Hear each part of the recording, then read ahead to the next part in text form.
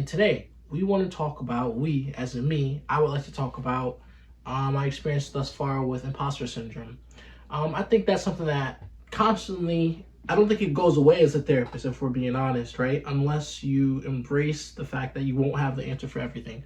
There is no one best approach to dealing with some of the different things that may come up in therapy, specifically in that session, that may come up in group, that may come up within whatever type of environment that you work in, whether that be the hospital, whether that be if you're in some type of residential facility such as myself, whether that be if you are, again, working in an agency where it's outpatient.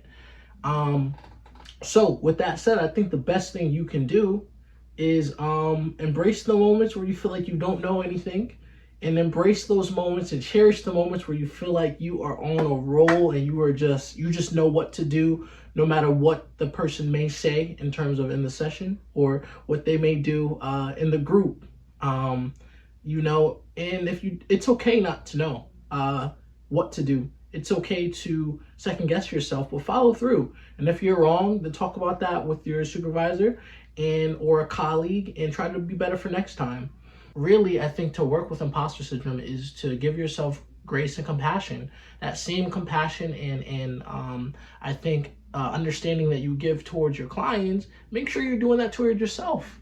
We are, especially if you're new, not even, but especially if you are new to the field, there's too much to learn. And even if you've been in the field for 5-10 years, you know that there's still more to be done, there's more to be learned, and there's always ways to improve.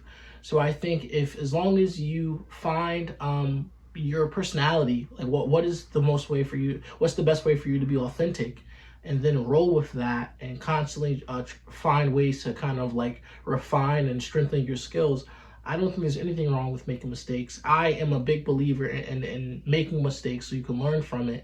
And then also that way you can feel comfortable switching things up, because at least you know that you gave it your shot, you gave it your full effort. And if you need to try it again, then you will, and that's okay. A part of success is failure. And I think we need to role model that within the session, within our whole lives, in every interaction. I think it's possible. Show up again tomorrow and use your supervisor when you need to.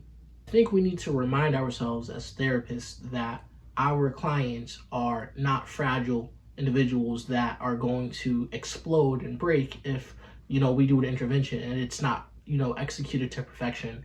I think that there is room, for a ton of room, to make mistakes, as long as, again, you know how to handle situations when this person is at risk of hurting themselves or others, or if it's something that involves mandatory reporting. As long as you are looping the individuals, the resources involved, and if you don't know, reaching out to your resources, then I think doing an intervention that's not the best because you started stuttering or whatever it is all right.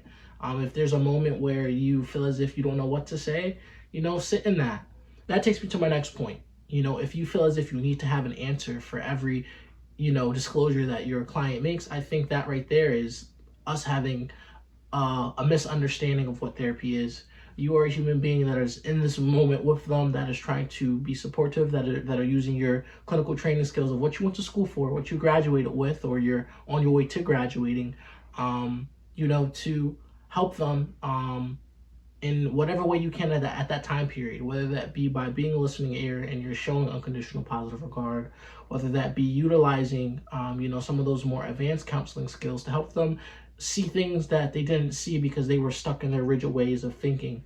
I think it's just super important to give yourself compassion, the same compassion that you give to everyone else in the world, in the therapy office overall.